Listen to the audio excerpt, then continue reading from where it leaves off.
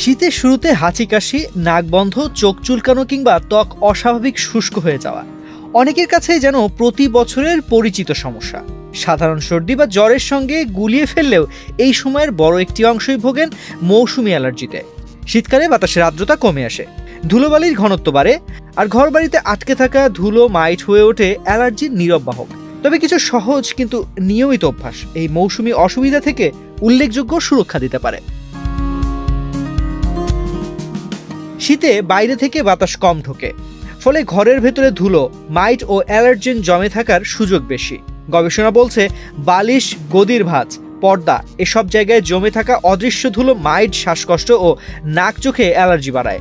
Extreme মশার coil plant fibre দিয়ে তৈরি, তাই সহজে ভাঙে না, সুগন্ধিযুক্ত ও নিরবিচ্ছিন্নভাবে জ্বলে। ডেঙ্গু, চিকুনগুনিয়া বাহি সহ যে কোনো মশার বিরুদ্ধে দেয় এক্সট্রিম সুরক্ষা। তাই নিয়মিত ঝাড়ু পোছা, পর্দা পরিষ্কার রাখা, বিছানার চাদর কভার সপ্তাহে অন্তত একবার ধুয়ে ফেলা এসব অভ্যাস শীতে অ্যালার্জি প্রতিরোধে সবচেয়ে কার্যকর।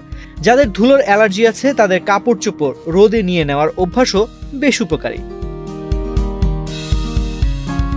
শীতের শুষ্ক পরিবেশ আমাদের নাক ও গলার শ্লেষ্মা ঝিল্লিকে দুর্বল করে দেয়, ফলে অ্যালার্জেন সহজে শরীরে ঢুকে পড়ে। তাই ঘরে আর্দ্রতা বজায় রাখা অনেকটাই প্রতিরক্ষার মতো কাজ করে। হিউমিডিফায়ার ব্যবহার করা যায়, যা থাকলে ঘরে পানি ভরা বাটি রাখা বা ভেজা কাপড় ঝুলিয়ে রাখাও সাহায্য করে। বিশেষ করে রাতে ঘুমানোর ঘরে একটু আর্দ্রতা বজায় থাকলে শ্বাসকষ্ট ও গলা চুলকানি অনেকটাই কমে। অনেকে ভাবেন শীতে পানি কম খেলেও সমস্যা নেই, কিন্তু এ ধারণা ভুল।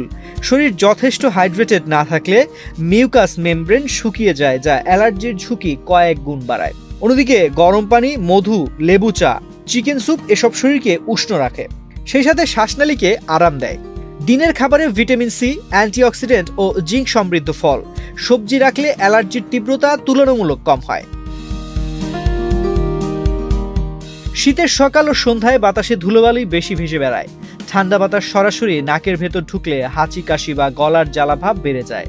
তাই বাইরে যেতে হলে মাস্ক, স্কার্ফ বা শাল দিয়ে নাক মুখ ঢেকে নেওয়া এখন আর শুধু স্বাস্থ্যবিধি নয়, অ্যালার্জি প্রতিরোধেও অত্যন্ত কার্যকর। বিশেষ করে যাদের পরাগ বা ধুলোর অ্যালার্জি আছে তাদের জন্য এটি অবশ্যই মেনে চলার মতো পরামর্শ। যাদের মৌসুমী অ্যালার্জি রয়েছে তাদের জন্য ঠান্ডা পানীয়, অতিরিক্ত দুধজাত খাবার বা দুধ, তেল, ঝাল, মশলাযুক্ত ফাস্টফুড সমস্যা বাড়িয়ে দিতে পারে।